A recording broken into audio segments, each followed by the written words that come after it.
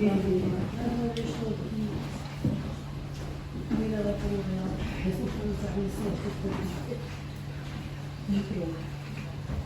vou ler um salmo que gosto muito, aliás, os salmos para mim são tudo. E gosto muito deste salmo, tem-me ajudado muito na minha vida. É o Salmo 27.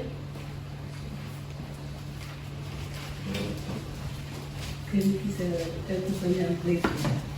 E diz assim: confiança em Deus e anela a sua presença. O Senhor é a vida, o Senhor é a minha luz e a minha salvação.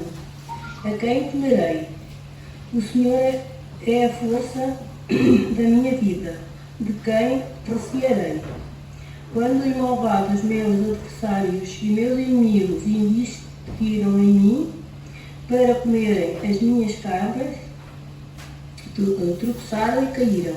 Ainda que um exército se cercasse, o meu coração não temeria. Ainda que a guerra se levantasse contra mim, eu confiaria. E uma coisa pedi ao Senhor, e a buscarei, que possa morar na casa morar na casa do Senhor todos os dias da minha vida, para contemplar a formosura do Senhor e aprender no seu tempo, pois no dia da adversidade me esconderá. O seu pavilhão, no culto do seu tabernáculo, me esconderá, por-me-á sobre uma rocha. Também a minha cabeça será exaltada sobre os meus inimigos, que estão ao redor de mim. Eu te oferecerei sacrifício de júbilo no seu tabernáculo. Cantarei, sim, cantarei louvor ao Senhor. Ouve o Senhor a minha voz, quando clamo. Tem também piedade de mim e responde-me. Quando tu disseste que cai o meu rosto, o meu coração te disse a ti, o teu rosto, Senhor, buscarei.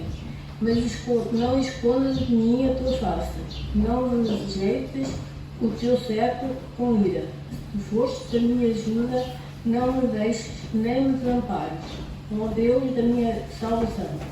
Porque quando meu pai e minha mãe me desampararem, o Senhor me recolherá. Envia-me, Senhor, o teu caminho, e guia-me pela vereda direita, por causa dos que andam espiando.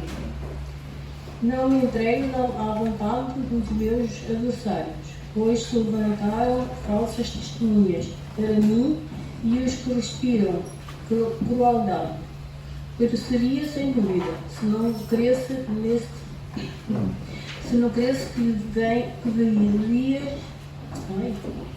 pereceria sem dúvida que não crescendo que viria os véus do Senhor, da terra e dos viventes. Espera no Senhor, anima-te, e ele fortalecerá o teu coração. Espera, pois, no Senhor. Amém. Desculpem, mas isto estou um bocado nervosa por estar aqui.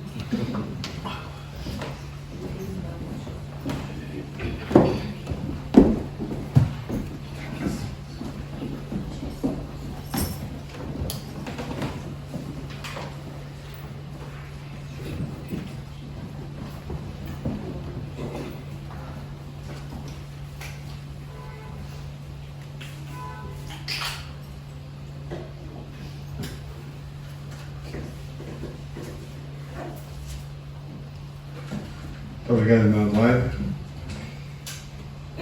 Vamos ficar de pé, se puderem. E a nossa irmã Luísa, a favor de dirigir a oração. Senhor, nosso Deus e nosso Pai, na manhã deste dia, Senhor, os nossos corações estão gratos para te adorar, Senhor, para te louvar e bendizer o teu nome, porque só tu és digno, Senhor, de ouvir a voz dos nossos corações. Louvamos-te, ó Altíssimo Deus, na manhã deste dia. Agradecidos, Senhor, pelo teu sofrimento que te levou à cruz do Calvário por nós, Senhor. Tu ali sofreste tanto, Senhor, por amor de nós. Nós que não éramos merecedores, Senhor, e os miseráveis pecadores, Tu te fizeste pecado por amor de nós, Pai Santo. Obrigado, Senhor, por estes momentos que já passamos aqui juntos de Ti, dos nossos queridos irmãos, Senhor, e agradecidos que estamos por tudo que já foi feito na manhã deste dia, Senhor. Ó Senhor, o primeiro dia da semana, Senhor, Tu nos trouxeste aqui à Tua casa, para uma vez mais lembrarmos a Tua morte, Senhor, e a Tua ressurreição, porque Tu foste já à cruz, Senhor, e morreste, e foste ao sepulcro, mas Ele não te pôde conter, porque Tu ressuscitaste ao terceiro dia, Senhor. Obrigado, Senhor, por essa certeza que nos dás, Senhor, pois nós sabemos, Senhor, que Tu tudo padecestes, tudo sofrestes, por amor de nós, Senhor, porque nos amavas já antes da fundação do mundo. Louvamos-te, Senhor, nós te adoramos do fundo do nosso coração, Senhor, e estamos gratos por hoje sabermos que somos Teus filhos, porque Tu nos compraste por alto preço, Senhor. Não foi com ouro nem foi com prata, mas foi com o Teu precioso sangue que Tu nos compraste, Senhor. Obrigado, ó Senhor, ó Salvador das nossas almas, Senhor. Ó Senhor, se assim não fosse, nós andávamos por esse mundo errantes, Senhor, sem saber o que fazer, Senhor. Mas Tu já nos conhecias, na verdade, antes da fundação do mundo. Agradecemos, Senhor, porque somos Teus. Tu nos compraste, Senhor. Obrigado, maravilhoso Deus, porque não temos palavras para Te agradecer. Ó Senhor, Tu tens sido tudo para cada um de nós. Não há palavras que possam descrever, Senhor, o quanto Tu tens sido para cada um de nós, Senhor. Tu não nos tens deixado de faltar nada, Senhor. Tu nos tens dirigido a cada passo da nossa vida e a cada momento, Senhor. Obrigado. Obrigado, meu Jesus amado. Ó Senhor, não há palavras. As minhas palavras eu quero exprimir, mas não consigo, Senhor. Mas uma coisa sei. Estou grata. Muito grata, Senhor, do fundo do meu coração por tudo, Senhor. Quanto tens feito por mim, por aquilo que já fizeste e por aquilo que ainda vais fazer, Senhor. Obrigado por estes momentos preciosos, Senhor, e agora quero pedir também que no culto a seguir, Senhor, venhas abençoar, Senhor, o Teu servo, que vai expor a Tua palavra, Senhor. Enche com o Teu Espírito Santo, Senhor, e que a mesma palavra venha de encontro aos nossos corações e que os nossos corações sejam gratos para receber e trazer em prática a Tua palavra, sempre, todos os dias da nossa vida, Senhor. Ajuda-nos a compreender a Tua palavra, Senhor, que a Tua palavra é que nos dá força, nos dá alegria, nos dá ânimo, Senhor, para perseguirmos neste mundo tão cruel, Senhor. Só a Tua palavra, só a Tua ajuda, Senhor, nos faz mais que vencedores. Ajuda-nos a seguir o Teu caminho, Senhor. Sempre dirige-nos em tudo, não nos deixes, ó Senhor, nem ir para a direita nem para a esquerda, mas seguir sempre em frente, Senhor. Então vem nos abençoar na manhã deste dia. Dirige este culto, Senhor. Sei com todos os meus irmãos que aqui estão, Senhor, junto de Ti, e com aqueles que não puderam estar. Por todos os doentinhos eu também Te peço, Senhor, não esquecendo de ninguém. Também Te quero pedir, Senhor, uma bênção especial na manhã deste dia, Senhor. Tu vais ser com o meu sobrinho e com o meu irmão, que se encontram os dois hospitalizados no hospital, Senhor. E com todos os doentinhos pelo mundo fora, Senhor, que se encontram na mesma situação. Ajuda-os, consola os seus corações, Senhor. Aceita, Senhor, então o meu humilde louvor, a minha adoração e a minha gratidão, pois eu sei, Senhor, eu nada sei, eu não te sei louvar o Teu nome, Senhor. Eu sinto-me incapaz, Senhor. Uma coisa sei, é que Tu moras no meu coração e estás sempre presente junto de mim, Senhor. Aceita, em nome do Teu amado Filho Jesus, eu Te peço e agradeço. Amém. Aproveitando ainda estarem de pé, vamos cantar, dar continuidade ao nosso culto, cantando o hino número 234. 2, 3, 4.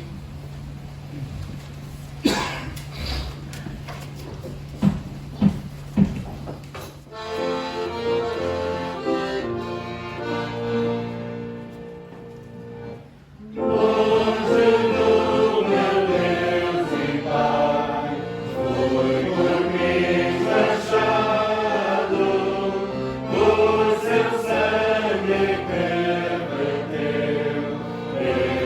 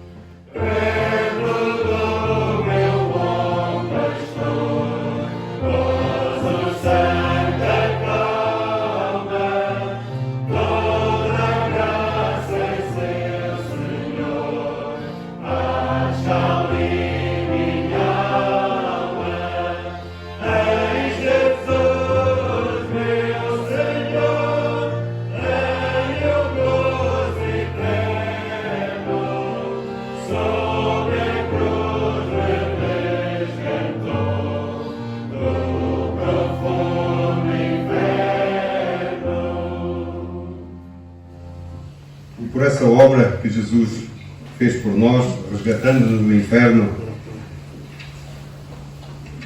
temos como dever dar-lhe graças. Graças sejam dadas ao nosso Senhor. E é sobre isso que vamos cantar no hino número 100. Graças sejam dadas a Deus pelo dom do bom Salvador. 100.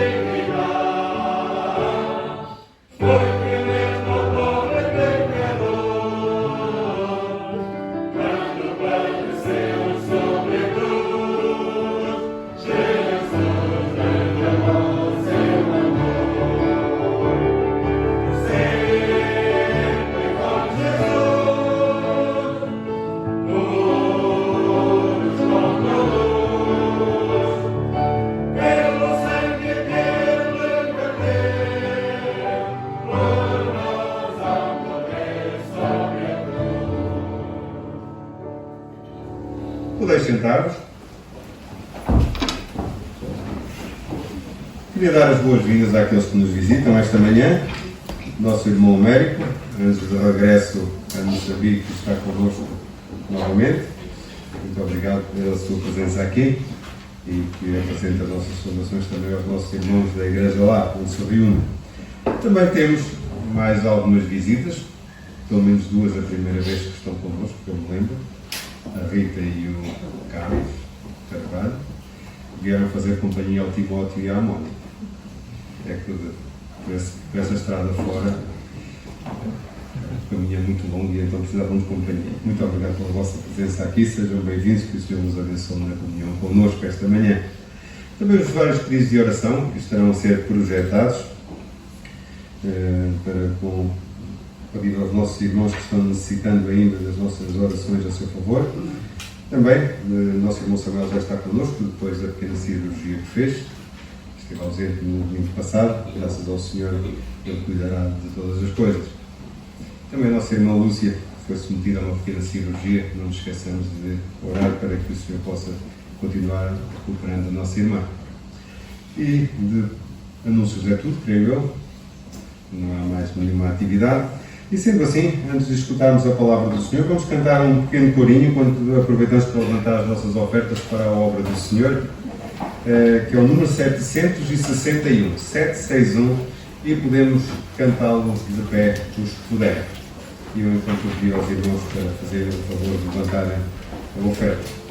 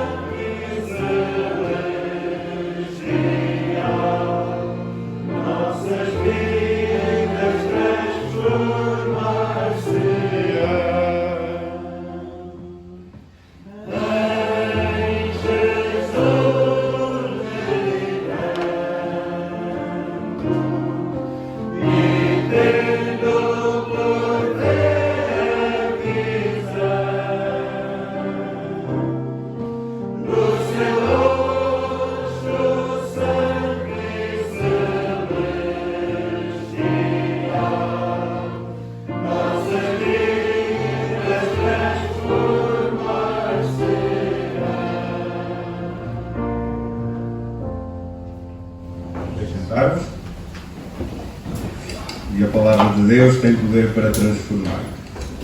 E é nela que vamos meditar já de seguida e que os nossos corações possam estar abertos para receber segundo aquilo que ela quer transmitir aos nossos corações. Para o efeito, como eu já anunciei, está connosco o Timóteo, que irá partilhar connosco a palavra de Deus, que eu irei dar a oportunidade para vir aqui à frente, entretanto vou preparar isto.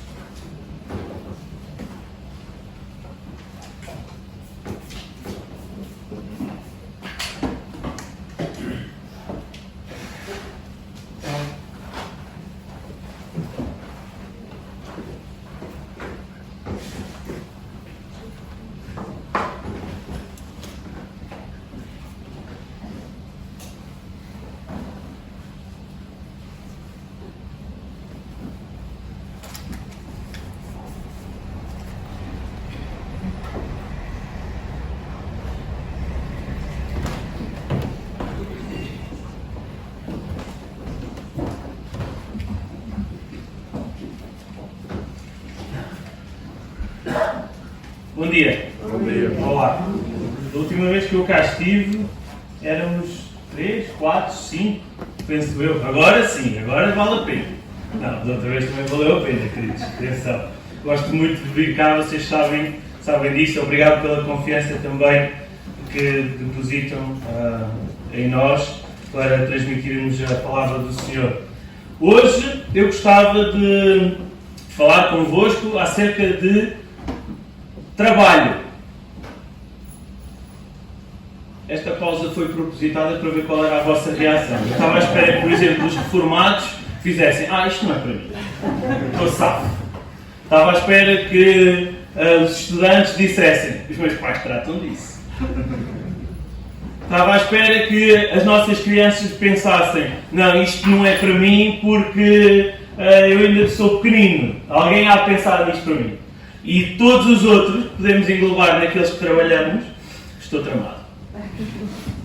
Não quero que vejam isso dessa forma. Mas para podermos ter uma perspectiva bíblica acerca do trabalho, O tema que eu dei para este sermão é Alcançando Metas Maiores, uma perspectiva bíblica acerca do trabalho.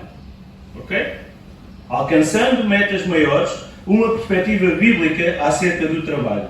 Mas deixem-me fazer aqui algumas notas introdutórias ao nosso tema para nós conseguirmos entrar no texto bíblico já com uma visão um pouquinho mais direta, digamos assim. Trabalho não é só a nossa profissão. E é aqui que as crianças e os reformados ficam a pensar, pronto, é aqui que eu já me tramei outra vez, não é? Afinal, isto também é para mim. Para os mais pequenos, por exemplo, é a escolinha. Os deveres que têm para fazer. Eles têm que estudar. Esse é o seu trabalho. Para pequenos e graúdos são, por exemplo, as nossas tarefas em casa. Limpezas, lavar a louça, arrumar a louça, tratar das roupas. Quando a mãe diz aquela roupa que está na cadeira do teu quarto, aquilo é para arrumar. O nosso trabalho é obedecer à mãe e ir arrumar a roupa. E isso não estou a falar só para as crianças, está bem, Matias? Vamos considerar todas as coisas. O Matias, eu tenho um relacionamento muito bom com o Matias, ele sabe que quando eu venho aqui há sempre alguma coisa para ele. Vamos considerar o trabalho como todas as coisas que nós fazemos de forma produtiva e que precise do nosso esforço, do nosso serviço. É algo em que nós nos vamos empenhar. Ok? Segundo lugar, o trabalho é aquilo que efetivamente nós fazemos na nossa profissão, em que até somos remunerados, somos compensados por causa disso. O ordenado, por exemplo, uma promoção, quando subimos de escalão. Em terceiro lugar, o trabalho também inclui as atividades diretamente relacionadas com a igreja, com a congregação. Por exemplo, a pregação, a oração uns pelos outros, a visitação àqueles que estão doentes ou àqueles que estão por casa e que precisam de um ombro amigo e de uma palavra do Senhor. A música, o Ministério da Música e muitos outros. A limpeza da igreja, tudo aquilo que envolve algo relacionado com a congregação da Igreja do Senhor. Então, a abordagem que nós vamos fazer esta manhã é para servos e para senhores. É para patrões e é para empregados. É para pais e é para filhos. Ninguém vai ficar de fora. É para mais novos e para mais velhos.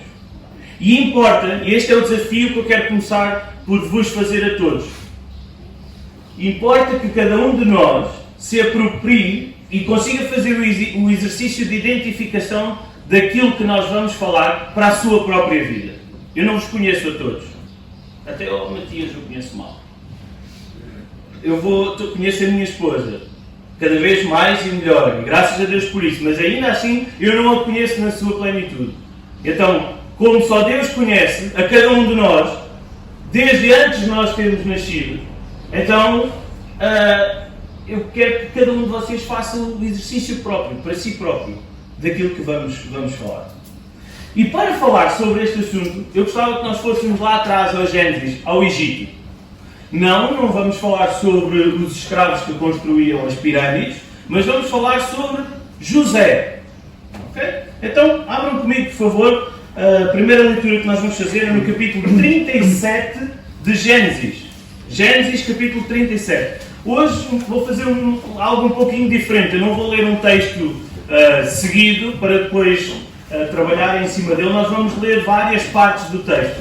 Porque o desafio será corrermos parte da história de José e depois aplicarmos essa história às nossas vidas. Ok?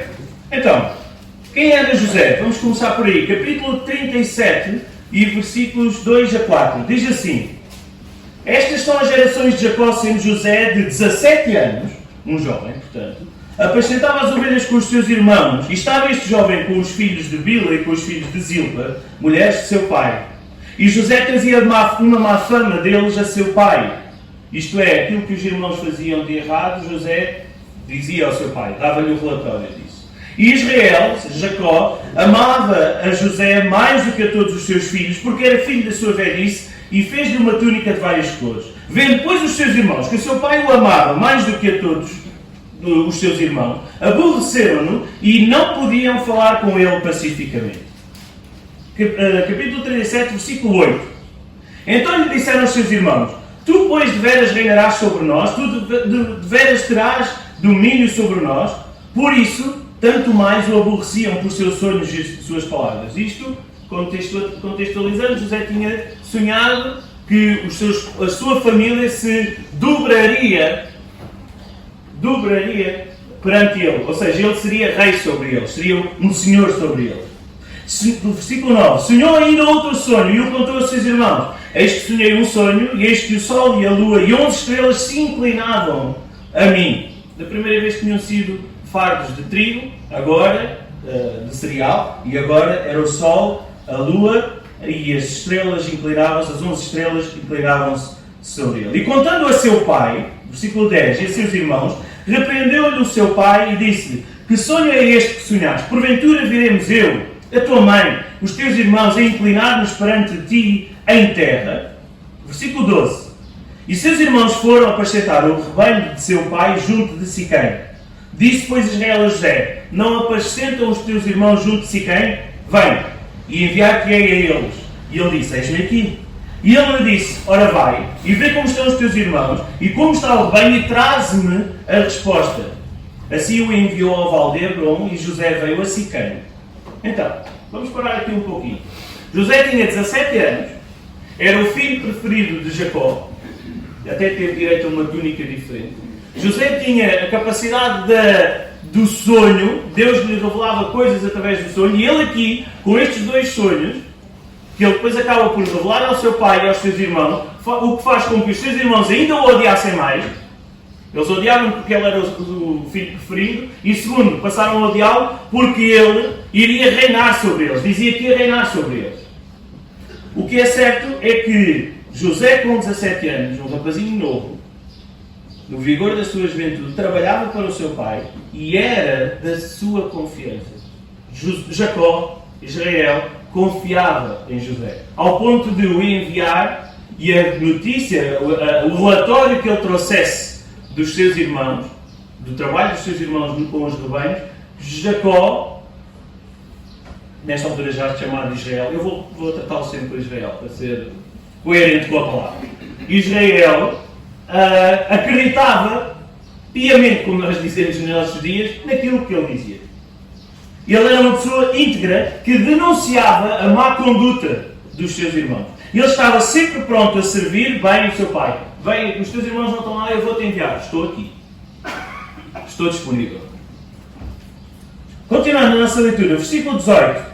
E viram-no de longe, ou seja, José vai ter com os seus irmãos, viram-no de longe e antes que chegasse a eles, conspiraram contra ele para o matarem.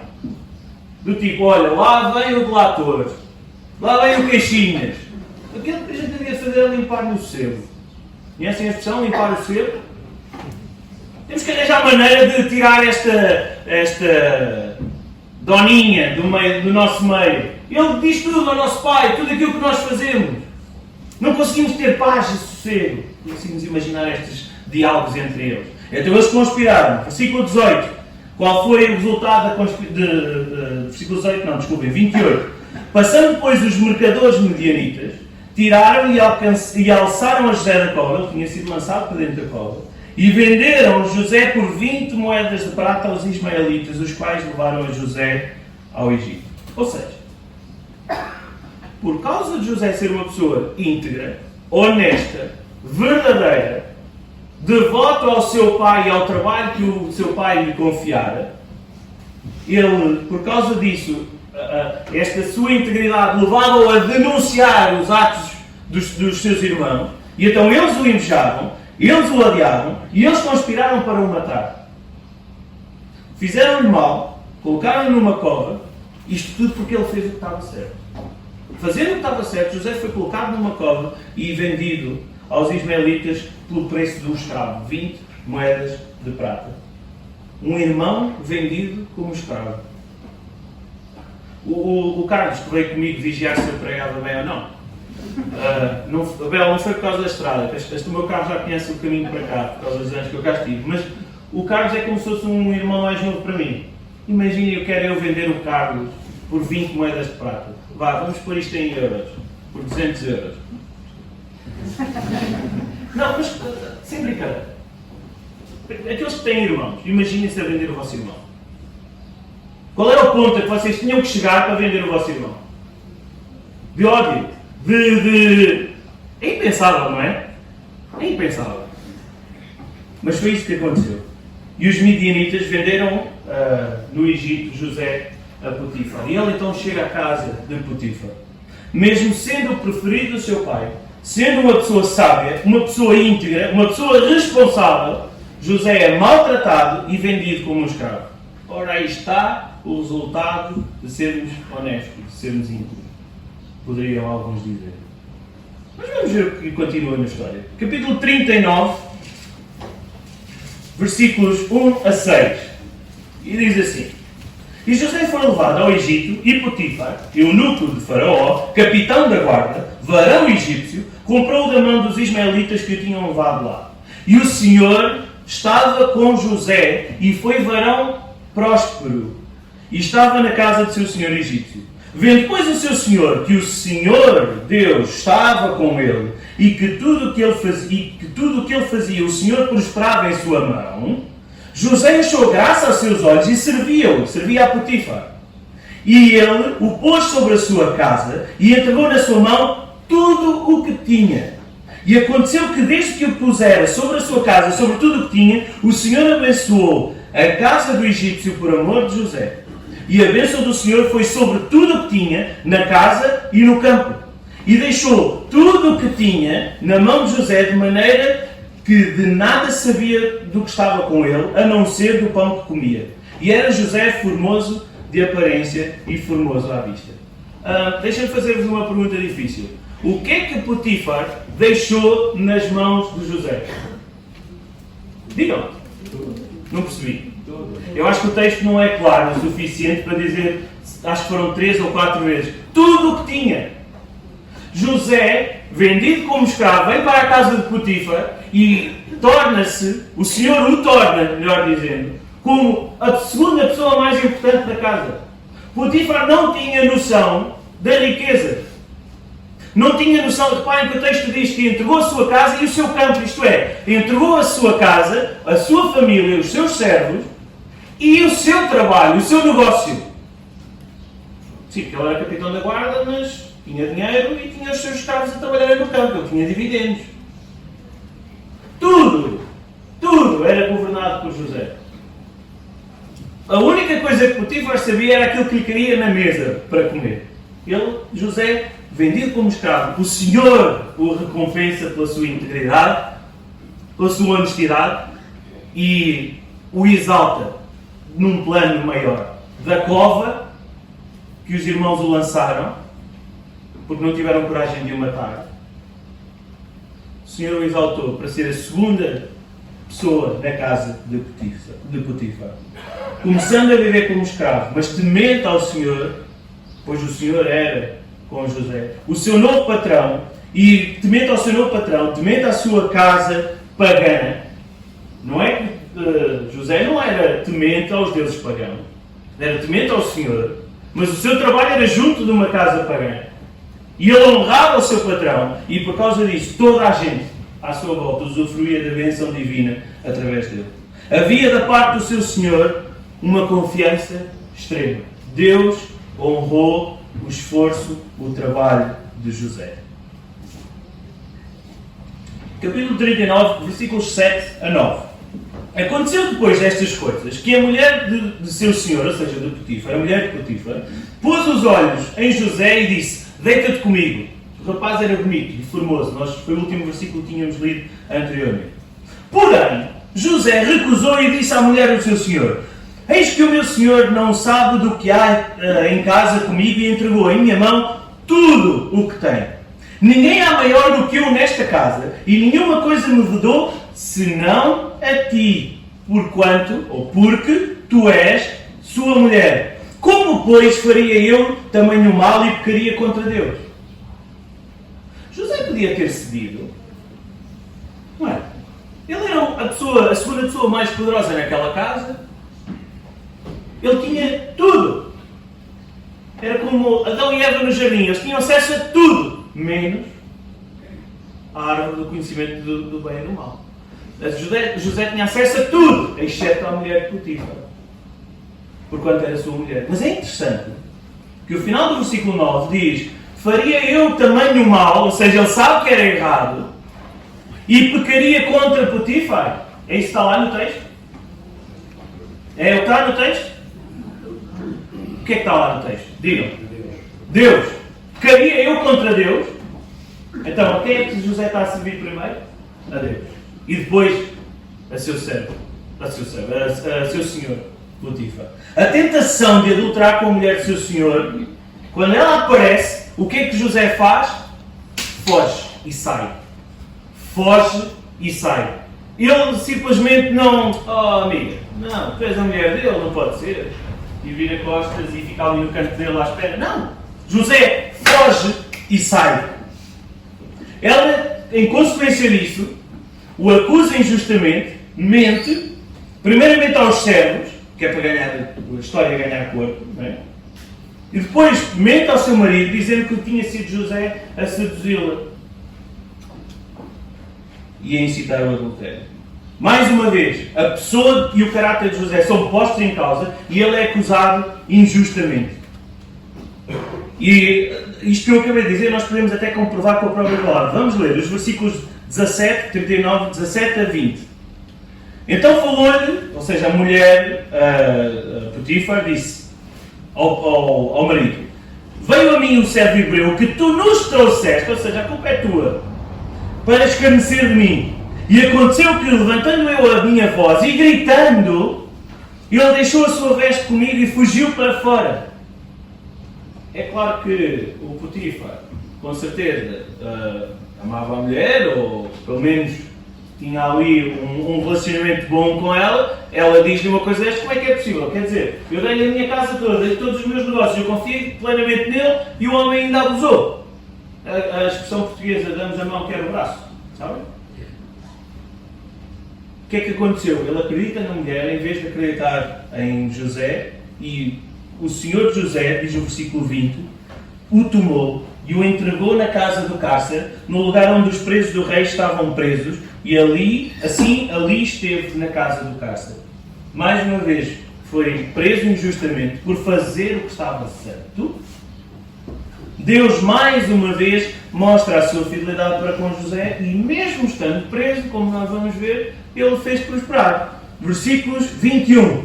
O Senhor, porém, ou seja, apesar de mais uma desgraça, vamos pôr aqui muitas aspas nesta desgraça, era o propósito de Deus, o Senhor, porém, estava com José e estendeu sobre ele a sua benignidade e deu-lhe graça aos olhos do carcereiro mor. Ou seja, ele vai para a prisão e quem manda na prisão olha para ele e diz: este rapaz tem jeito, ele tem qualquer coisa.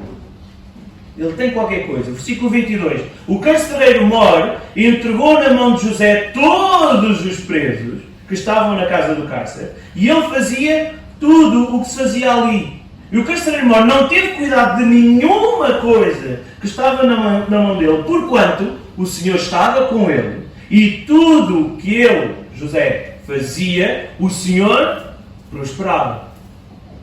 Então, o homem estava na cova, sai da cova, vai para a casa de um capitão da guarda do faraó, sobe na vida, depois volta a descer à cova, e em todos os momentos o Senhor era com ele e o fazia prosperar. Tudo era, à semelhança do que acontecia na casa de Potifar, tudo era controlado por José e o Senhor o fazia prosperar. Ele continuava, independentemente do sítio onde estava, e neste caso estamos a falar, neste momento ele está na prisão, ele continuava a trabalhar, servindo a cada um dos seus senhores da melhor maneira possível.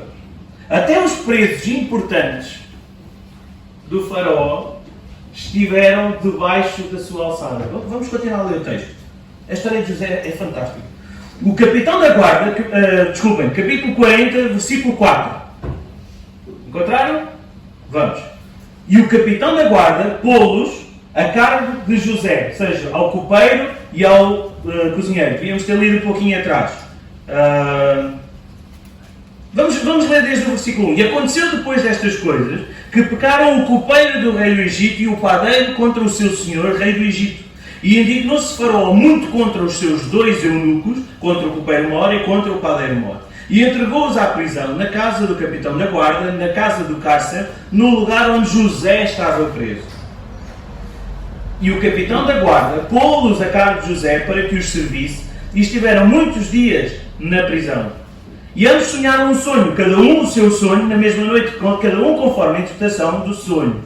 O copeiro e o padeiro do rei do Egito, que estavam presos na casa do cárcere. E veio a eles José pela manhã, e olhou para eles, e eis que estavam turbados, ou perturbados. Então perguntou aos eunucos de Faraó, que estavam com ele no cárcere, na casa de seu senhor, dizendo: por que estão hoje tristes os vossos semblantes? E eles disseram: temos sonhado um sonho, e ninguém há que o interprete. E disse-lhe José: não são de Deus as interpretações? Contai-me, peço-vos. Ou seja, o copeiro e o mordomo, o padeiro, portaram-se mal, são lançados no cárcere onde está o José, e José, o carcereiro mor, põe estes 2 presos importantes. Estamos a falar de 2 pessoas, deixem-me fazer aqui um parênteses. Às vezes nós lemos a palavra e passa-nos alguns pormenores que são importantes para compreendermos o texto bíblico. O copeiro e o padeiro, um deles era o que estava à direita à esquerda, dependendo mas pronto, estava ao lado do faraó e provava toda a sua comida e lhe trazia as coisas à presença. O outro era quem cozinhava para ele. Ou seja, eram 2 pessoas de suprema importância na corte do faraó. E são estes 2, fechando parênteses, são estes 2 homens que são colocados debaixo da alçada de José. O carcereiro mor não escolheu mais ninguém, não foi ele a tratar, escolheu José para os tratar. E é interessante que José está na prisão, tem os seus problemas. Obviamente a prisão não seria um sítio agradável para se estar, apesar dele ter tudo sob o seu controle. E a primeira coisa que nós vemos neste trecho é que José se apercebe, como está a servir de forma correta, com o pensamento correto, ele apercebe-se que eles, a determinada manhã, estão perturbados. E vai-lhes perguntar. É como vocês acordarem de manhã, chegam ao trabalho, veem que o vosso colega de trabalho está triste e olham para ele, olhem, este dormiu mal de noite. Não, José não fez isso. Porquê que tu estás assim? Porquê que tu estás triste? Ele preocupava-se. Ele era proativo no seu trabalho. Ele não esperava que as coisas acontecessem. E quando lhes pergunta o que é que se passa, sonhámos um sonho, não há ninguém que interprete, estamos perturbados por causa disso. O que é que José faz? Versículo 8, final do versículo 8. Não são de Deus as interpretações? Mais uma vez, José dá glória a Deus. Está a servir em primeiro lugar ao Senhor. Contai-me, peço-vos. No meio da adversidade, ele estando atento às necessidades especiais destes presos especiais, José se prontifica para ajudar. Ele não ficou à espera que viessem ter com ele. Aliás, ninguém sabia que ele interpretava sonhos, que ele era um sonhador. No lugar de lhes dizer que ele conseguia interpretar os sonhos, José diz-lhes, são de Deus as interpretações. Contai-me, eu vou ajudar-vos. O que nós sabemos que aconteceu é que ele revela a interpretação e, no final de revelar a interpretação, ele pede aos 2 presos para que, quando saíssem para a presença do faraó, para se lembrarem dele. Ou seja, José, apesar de estar numa situação má, ele não se conformou. Eu tenho que sair daqui. Eu tenho que sair daqui. Ele confiava no Senhor, mas eu também tenho que fazer a minha parte e sair daqui. Arranjar maneira de, com a sabedoria que o Senhor me concedeu, fazer as coisas também. E então ele diz, versículo 14, porém lembra-te de mim quando for bem e rogo-te que uses comigo de compaixão e faças menção de mim a Faraó e faz-me sair desta casa. Ele tendo ajudado estes homens, ele pede ajuda, neste caso, aqueles que conhecemos a história e sabemos que foi ao copeiro mor, ele pede ajuda ao copeiro para sair da prisão. Versículo 20, capítulo 40, versículo 20. Aconteceu ao terceiro dia do nascimento do faraó, Ou seja, no dia de aniversário. O terceiro dia do dia do nascimento. 3 dias depois de ele fazer anos. Ele fez um banquete a todos os seus servos e levantou a cabeça do copeiro-mor e a cabeça do padeiro-mor no meio dos seus servos. Isto é, foi buscá-los à prisão. E fez tornar o copeiro-mor ao seu ofício de copeiro e este deu o copo na mão de Faraó. Ou seja, eu tenho a tua confiança, tu podes continuar a dar-me de beber. Tu passas aqui a estar no teu sítio. Mas ao padeiro-mor enforcou tal e qual como José tinha executado. O copeiro-mor, porém, não se lembrou de José, antes esqueceu-se dele. Mas nós sabemos que como José era fiel ao Senhor, o Senhor fiel era a José. Se calhar vamos dizer isto ao contrário para ser mais correto. O Senhor era fiel com José. E porque o fazia prosperar, José também mantinha a sua fidelidade e a sua confiança no Senhor. E no tempo certo, no tempo de Deus, Deus agiu. Capítulo 41, versículo 1. Aconteceu que ao fim de 2 anos inteiros, Faraó sonhou e eis que estava em pé junto ao rio. Ou seja, José, depois deste episódio, ainda está mais 2 anos na prisão. Versículo 9. Então falou o copeiro-mor a Faraó, dizendo: dos meus pecados me lembro hoje. Eu lembro-me do mal que eu fiz há muito tempo atrás. E estando o Faraó muito indignado contra os seus servos e pondo-me na prisão na casa do guarda, a mim e ao padeiro-mor, então sonhámos um sonho na mesma noite, eu e ele. Cada um conforme a interpretação do seu sonho, sonhámos. E estava ali connosco um jovem hebreu, servo do capitão da guarda, e contámos-lhes. E interpretou-nos os nossos sonhos, a cada um interpretou conforme o seu sonho. E como ele nos interpretou, assim mesmo foi feito. A mim me fez tornar ao meu estado, a ele, ao padeiro, fez enforcar. Então enviou Faraó e chamou a José, e fizeram sair logo da cova, e barbeou-se, e mudou as suas vestes, e veio a Faraó. E Faraó disse a José: eu sonhei um sonho, e ninguém há que o interprete, mas de ti ouvi dizer que quando ouves um sonho, tu interpretas. E respondeu José a Faraó: isso não está em mim. Deus dará resposta de paz a Faraó. Não é por meu poder, não é nada que eu consiga fazer. É Deus que trabalha através de mim. Faraó conheceu, através do copeiro, a fama de José. Aquilo que Deus lhe havia mostrado e que ele acabou por revelar. Tal e qual como José revelou ao copeiro e ao padeiro, aconteceu. Então isso era mais do que uma excelente justificação para tirar José da prisão e vou tentar, pode ser que este interprete o meu sonho. E o que é certo é que a interpretação que José faz acontece tal e qual aquilo que José diz ao Faraó. Mas, primeiramente, o que é que ele faz? Ele serve ao Senhor Deus em primeiro lugar antes de servir o seu novo patrão. Antes de servir o seu novo patrão. Não sou eu que tenho a capacidade de interpretar os sonhos. É Deus. É Deus que me usa para que os sonhos sejam interpretados. Versículo 25. Disse então José a Faraó: o sonho de Faraó é só um e é o que Deus há de fazer, notificou a Faraó. Versículo 28. Esta é a palavra que tenho dito a Faraó. O que Deus há de fazer mostrou a Faraó. Nós, para pouparmos aqui o tempo, não vamos ler os sonhos, mas sabemos que aquilo que José revela foi exatamente o que aconteceu, como eu disse há pouco, e José não só revela a interpretação que Deus lhe dava, como realça que, se Deus assim o revelou, assim irá acontecer. É isto que querem dizer estes 2 versículos que nós lemos por último. Se Deus diz que é assim que vai acontecer, porque o meu Deus é fiel. José revela a fidelidade de Deus e a sua fé no Todo-Poderoso, chegando mesmo a dizer ao Faraó o que é que ele deveria fazer. Imaginem a situação. Um preso sai do cárcere e chega à presença de Faraó e lhe diz: o sonho quer dizer isto, por isso a partir de agora tu vais fazer A, B, C. Conseguem imaginar? Vamos fazer o seguinte. Quantos de vocês aqui podem levantar o braço se quiserem? Quantos de vocês aqui são patrões? Correu bem este dizer. Ok. Então deixem-me pôr isto ao contrário. Quantos de vocês aqui gostavam de ser patrões? Ok, interessante, muito interessante. Então vamos fazer, o exercício vai ficar mais difícil, a culpa é vossa. Então imaginem que vocês são patrões, ok? E há um estagiário que vem no primeiro dia de estágio, eu disse que o exercício ficava difícil. Vem no primeiro dia de estágio e vocês já têm a vossa empresa há 20 anos, só para dizer um número gordo.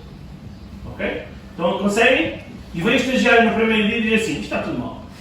Temos que mudar isto. Este banco não pode ser aqui, aquele senhor não pode vestir aquela camisa, aquela senhora não pode pentear o cabelo para este lado, aquela senhora não pode abanar assim, não pode ser assim. Isto temos que mudar isto tudo. Imaginem o estagiário chegar ao pé de vocês, no primeiro dia de estágio, não é trabalho, de estágio, e dizer-vos como vocês fazem as coisas. Agora vocês já vão conseguir responder. Isto era lógico para vocês? Não, pois não. Mas não é muito diferente daquilo que aconteceu com José. José vem ter com um homem que governa um império e lhe diz: o que vai acontecer é isto, e o que tu tens de fazer é isto, e isto, e isto, e isto. E se Deus disse que é assim que vai acontecer. O que acontece a seguir é algo extremamente inteligente, porque qualquer um de nós pegava nesse estagiário e mandava dar uma volta. Verdade ou mentira? Eu quero ver se agora os braços se levantam. Quem é que não mandava o estagiário embora? Eu percebo, somos filhos de Deus, temos de ser compassivos e amorosos, então vamos ensinar o menino o caminho que deve andar. Certo? Ok, muito bem. O que é certo é que quando José tem esta atitude para com Faraó, Deus o recompensa por isso. E aquilo que o texto nos diz, versículo 33, é Gênesis 41, 33. Portanto, Faraó se proveja agora de um varão inteligente e sábio e o ponha sobre a terra do Egito. Esta foi a última orientação que José deu ao Faraó. Versículo 38. Disse o Faraó aos seus servos: acharíamos um varão como este, a quem haja o Espírito de Deus? E depois disse Faraó a José: pelo que Deus te fez saber tudo isto, ninguém há tão inteligente e sábio como tu. Tu estarás sobre a minha casa, e por tua boca se governará todo o meu povo. Somente no trono eu serei maior do que tu. Disse mais Faraó a José: vê, aqui te tenho posto sobre toda a terra do Egito. E tirou Faraó o anel da sua mão, e o pôs na mão de José, e o fez vestir de vestes de linho fino, e pôs um colar de ouro no seu pescoço, e o fez subir no segundo carro que havia, e clamavam diante dele: ajoelhai. Assim o pôs sobre toda a terra do Egito. E disse Faraó a José: eu sou Faraó, porém sem ti ninguém levantará a sua mão ou o seu pé em toda a terra do Egito. E chamou Faraó o nome de José Zafinat-Paneia, e deu-lhe por mulher a Asenat, filha de Potífara, sacerdote de On. E saiu José por toda a terra do Egito. E José era da idade de 30 anos, quando esteve diante da face de Faraó, rei do Egito. E saiu José da face do Faraó, e passou por toda a terra do Egito. Faraó olha à sua volta e vê: eu não tenho mais ninguém que possa ocupar este cargo, tens de ser tu. E o que é que Faraó lhe deu? Tudo. Não sei se vocês já perceberam na leitura do texto que ninguém mexia uma palha no Egito sem que José dissesse. Tal foi a forma como Deus abençoou e recompensou o seu servo. Porquê? Porque ele foi íntegro e o serviu em primeiro lugar. Eu quero ficar por aqui, com a história de José, ficar por aqui na história de José. E gostava de ver convosco rapidamente 4 pontos para aplicarmos às nossas vidas, baseado nisto que acabámos de ler e nestas considerações que fomos fazer. O primeiro ponto, tu escolhes a perspectiva que tu queres ter do teu trabalho e no teu trabalho. Tu escolhes a perspectiva que queres ter do teu trabalho e no teu trabalho. José sonha que vai ser chamado para um lugar de destaque, um lugar de poder. Ele sonha que vai chegar a uma posição alta. Mas por causa da inveja dos irmãos, ele é vendido como escravo, ele é forçado a trabalhar como escravo, numa terra estrangeira, longe do seu povo e onde não havia temor ao Senhor. Assim, ninguém lhe tiraria a liberdade de escolher como agir perante o seu trabalho, perante a sua atividade ou perante a sua função. José não se deixou definir pelo seu status. O facto de ele ser um escravo, ele não se autocomiserou. Eu sou um desgraçado, agora é que eu não vou conseguir, então Deus mostra-me que eu vou ser um rei sobre as pessoas, ou um senhor sobre as pessoas, mas afinal eu sou um escravo. Sou um desgraçado, a minha vida não vale nada. Não. Ele não se deixou definir pelo facto de ser o preferido do seu pai, e porque eu sou o preferido do meu pai eu posso fazer aquilo que me apetece e vou... Não! Ele cumpria com zelo aquilo que lhe era pedido pelo seu pai. Ele, como um escravo, ele não deixou de ser um homem temente a Deus. Ele antes, em vez de se considerar um miserável, ou por outro lado, quando estava com o seu pai, pensar-se o maior de todos, aquilo que ele faz é decidir servir a Deus e fazer o seu trabalho com excelência, em qualquer que fosse a circunstância. E isso trouxe resultados. Trouxe resultados em todos os seus patrões. Jacó, Israel, desculpem, Potifar, Carcereiro Mor e o Faraó. Todos prosperaram por causa do bom serviço de José.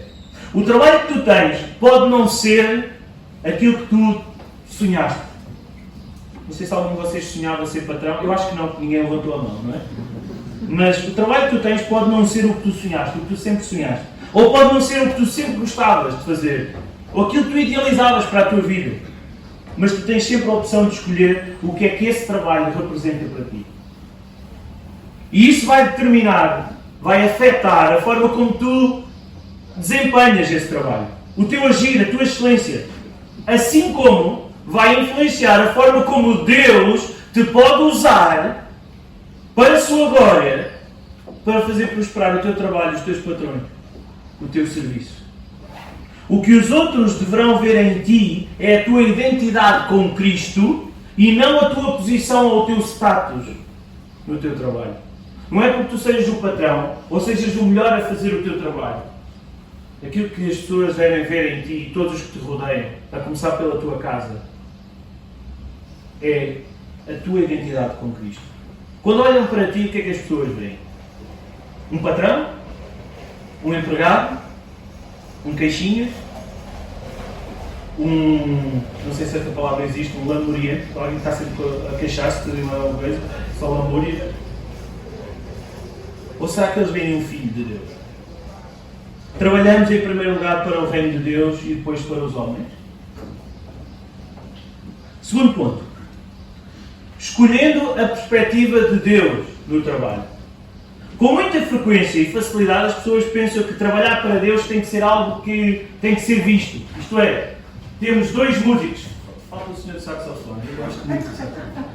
Falta e o Pedro. O Pedro também.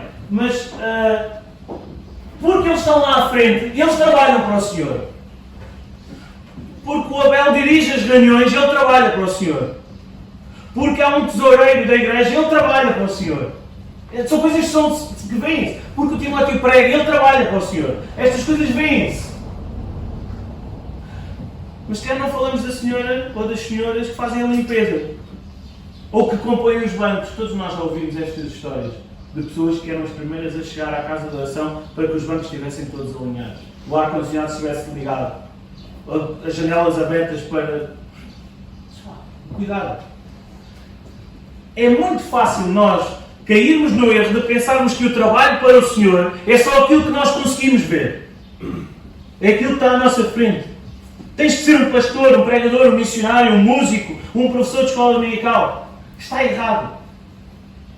Como se nós olhamos estas coisas como se todos os restantes trabalhos fossem de menor valor e não fossem significantes para o Senhor. Qualquer trabalho tem valor para o Senhor. Ele é o Senhor do trabalho. Ele é o primeiro trabalhador de todos. Desde o início, Ele nos deu o exemplo. Deus nos chama para servi-lo a Ele em primeiro lugar e só depois aos outros. Quando José vê as circunstâncias a irem de mal a pior, ele não desenvolveu uma má atitude. Ele não se queixou. Ele não se revoltou por não estar a fazer o que era suposto ou não estar a ocupar o lugar que tinha sonhado que iria ser ou que iria ocupar. José sabia bem a quem servia e ele servia ao Senhor. Por várias vezes nós vemos que o Senhor era com ele, que a sua confiança estava no Senhor e o Senhor era fiel. Quando ele é abordado pela mulher de Potifar, ele se preocupou em não pecar contra o Senhor, cometendo adultério, contra o Senhor Deus, cometendo adultério, e em consequência não pecar contra o seu patrão. Fazendo o que é certo, ele vai parar à prisão, injustamente. Pois qualquer que fosse a circunstância, José não deixaria de honrar a Deus. Todos nós, aplicando isto para as nossas vidas, todos nós passamos por circunstâncias adversas no trabalho, às vezes até injustas. Alguns até somos despedidos por causa de uma injustiça. Pode acontecer. Como é que tu ages nessas situações? Tu guardas-te de más atitudes, de negativismo? Ou tu tens presente que serves primeiro ao Senhor em primeiro lugar? Ou será que tu não estás a servir ao Senhor em primeiro lugar? O que é que tu podes fazer hoje no teu trabalho para olhar para Ele através dos olhos de Deus? Eu vou dizer esta pergunta outra vez. O que é que tu podes fazer hoje no teu trabalho para olhar para o trabalho através dos olhos de Deus? Terceiro ponto. A confiança em Deus em todo o tempo e em qualquer circunstância. Para quem trabalhamos ou com quem trabalhamos, sem dúvida nenhuma influencia a nossa atitude, a nossa confiança, o nosso positivismo, a excelência de desenvolver essa mesma atividade, esse mesmo trabalho. Organizações e pessoas têm uma forte influência no nosso melhor desempenho, naquilo que nós podemos fazer. Ao fim e ao cabo, nós somos pessoas de pessoas. Deus fez-nos seres, bichos sociais. Nós lidamos uns com os outros. E nós gostamos de lidar uns com os outros. Há uma ou outra pessoa que não gosta muito do social, mas na verdade nós precisamos uns dos outros. E uns aos outros nós nos influenciamos. Por isso mesmo, quando estamos injustiçados, quando somos defraudados, quando somos maltratados ou quando temos problemas no trabalho, nós sentimos-nos, em consequência disso, desencorajados, frustrados, zangados, e isso traz um péssimo sentimento negativo e uma baixa de rendimento e um impacto brutal na nossa motivação para trabalhar. Se alguém discute contigo no trabalho, tu não ficas lá o resto do dia. Se vocês fazem isso, por favor, no final venham falar comigo, porque eu quero saber o segredo. E eu trabalho com pessoas crentes. Tenho uma vantagem em relação a isso, não é? A gente pode dizer o que quer. Se alguém te maltrata no trabalho, a tua postura não é de... Não é. Tu ficas triste. Tu já não trabalhas com o mesmo vigor. Tu não tens a mesma motivação para desenvolver aquela atividade. Às vezes até tiramos com coisas, pois, não é isso que temos que fazer. Mas é o normal. É o habitual. Deus criou-nos com sentimentos e com maneiras de agir, mas Ele quer tabular essa maneira de agir. Ele quer te guiar nessa maneira de agir. Mas para isso, tu tens de confiar em Deus. José tinha muitos motivos para estar insatisfeito, zangado, revoltado. O homem dizia a verdade, foi parar à cova e foi vendido como um escravo. Fugiu do adultério, foi acusado injustamente e foi parar à prisão. Ajudou o mordomo e o copeiro mor e acabou por esquecido, mais 2 anos na prisão. À partida, aos olhos do homem, José tinha todos os motivos e mais alguns para se queixar, para tirar a toalha ao chão.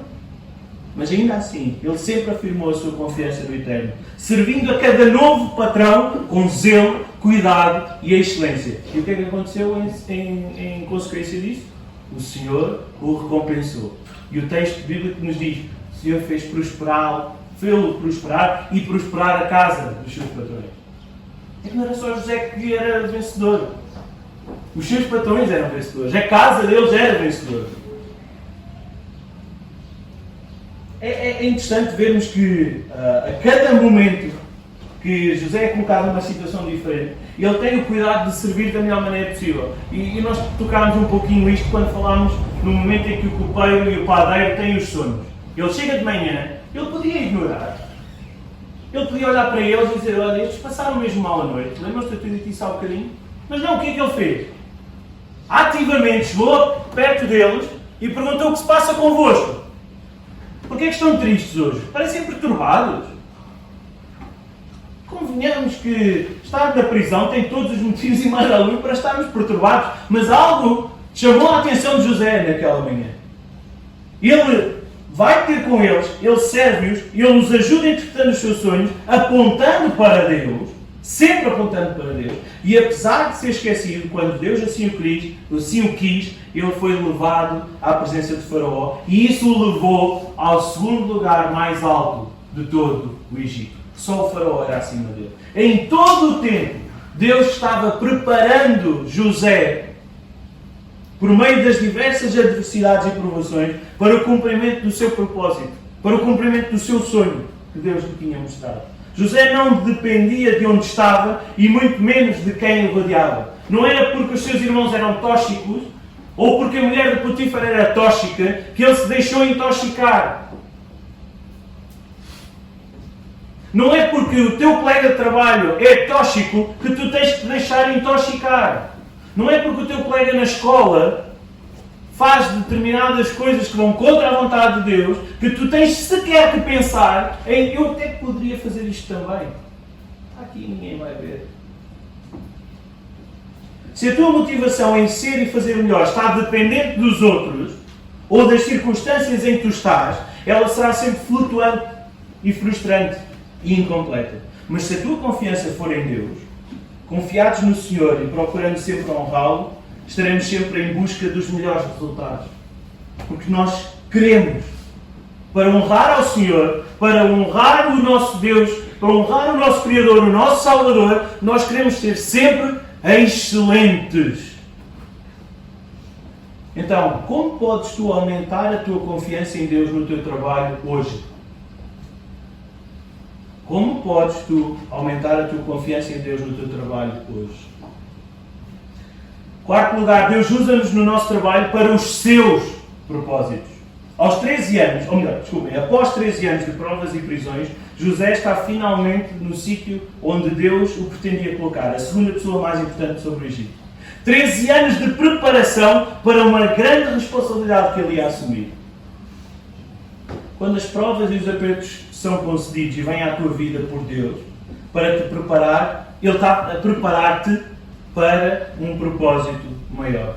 Quando atravessamos dificuldades, confiados no Senhor, nós abrimos portas para que Ele em nós e através de nós faça grandes coisas. Apontando e mantendo o foco em Cristo, nós confiamos que Deus irá usar o nosso trabalho para construir o nosso caráter, fortalecer-nos, produzir resultados incríveis e que nem mesmo nós imaginamos ser possíveis. José sabia que ia ser uma pessoa importante, mas ele nunca imaginou, digo eu, que ele pensasse ser a segunda pessoa mais importante do Egito.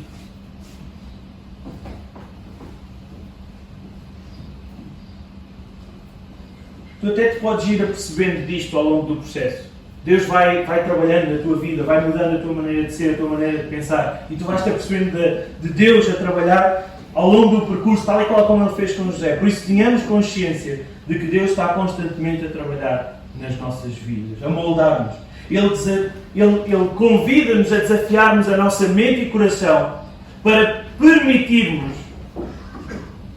que Deus nos redefina através de quaisquer circunstâncias difíceis e eleve o sentido do trabalho no seu propósito, para o seu propósito e para a sua glória. Concluindo, desde o início, com a criação, Deus nos deu o exemplo de como trabalhar e descansar com excelência. Tudo o que o Senhor criou era bom e muito bom. Jesus, sendo Deus feito homem, nos deu exatamente o mesmo exemplo. Ele foi tentado, ele foi provado, ele foi injuriado, ele foi maltratado, expulso, julgado, condenado, morto injustamente.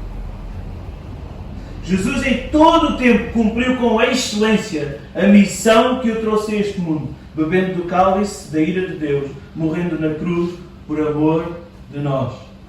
Foi feita a nossa redenção de forma completa e perfeita. E isso agradou ao Pai e o exaltou de sobremaneira. É por isso que José é um tipo de Cristo, é uma projeção de Jesus no Velho Testamento. É o próprio Jesus que nos diz: eu tenho-vos dito isto para que em mim tenhais paz, no mundo tereis aflições, mas tendo bom ânimo, eu venci o mundo. Tu podes ter as provações a vir na tua vida, mas Jesus deu-nos o exemplo. Eu sou a videira verdadeira. Desculpem, eu sou a videira de corda.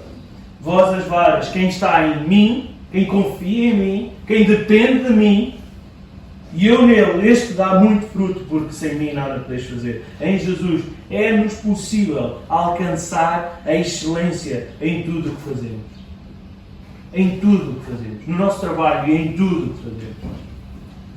Tiago, capítulo 1, versículos 2 a 5 diz: meus irmãos, tendo por motivo de toda a alegria o passardes por várias provações.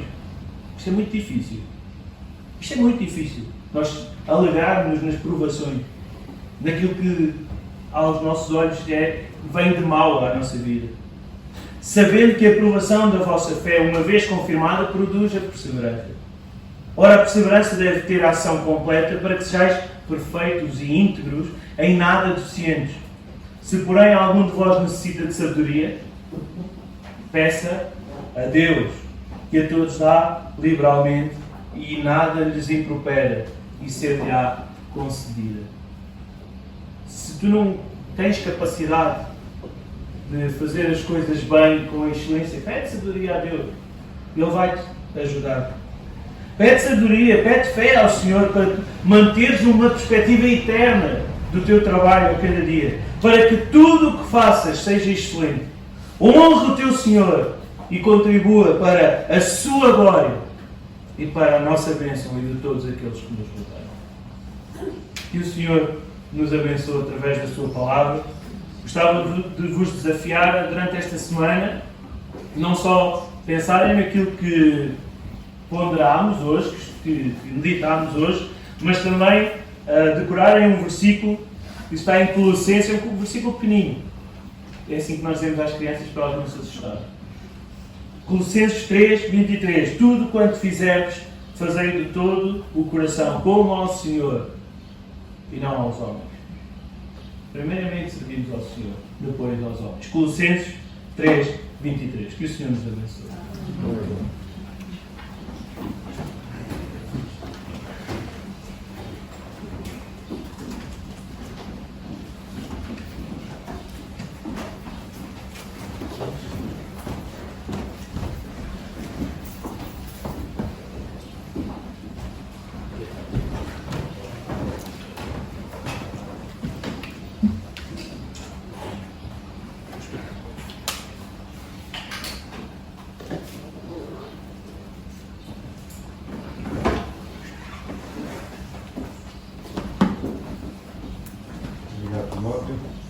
Estamos gratos ao Senhor pela sua palavra e pela meditação da mesma, que ela sirva para colocarmos em prática em cada dia da nossa vida.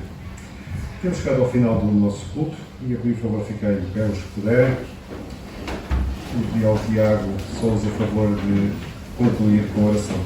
Ou depois eu queria somente fazer um anúncio que fica por fazer, mas vamos terminar com a oração primeiro com o Tiago.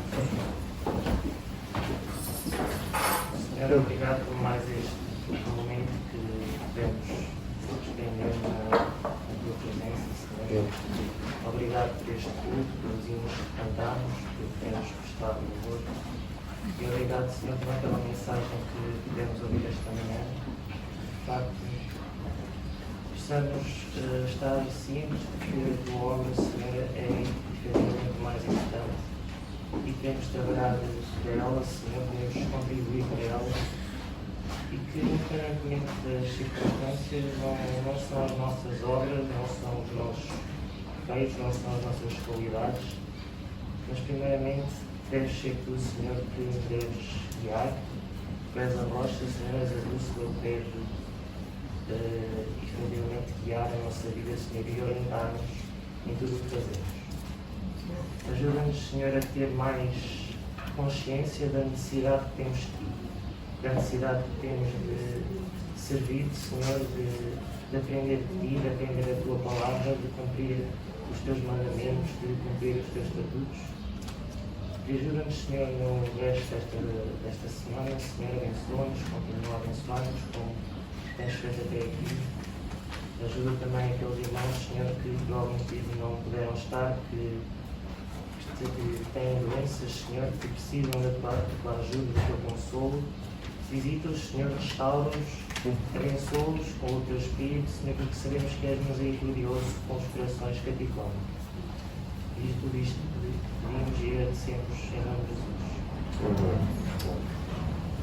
Deixa sentar só uns breves minutos, queria somente informar que serão tomadas as reuniões de estudo bíblico no dia 15 de agosto, ao terceiro domingo, à tarde, como é hábito.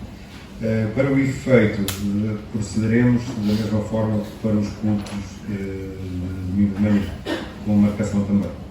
Por isso poderão aproveitar, quando fizerem marcação para o culto de dia 15 da manhã, fazem já a marcação para o culto da tarde também, para depois proceder à marcação dos lugares. Não esqueçam então, dia 15 de agosto retomaremos as reuniões de estudo bíblico à tarde, portanto, e com a devida marcação, como fazem também para o culto de manhã. É às 16 horas, foi, às 16 horas. Depois, no próximo domingo, será passada a informação também sobre o livro a estudar e por meio também para todos os irmãos e irmãs. Resto um bom domingo para todos, que o Senhor vos abençoe. Muito obrigado pela vossa colaboração, pela vossa presença e uma boa semana. Que a paz e a graça do nosso Senhor Jesus Cristo seja com todos vós.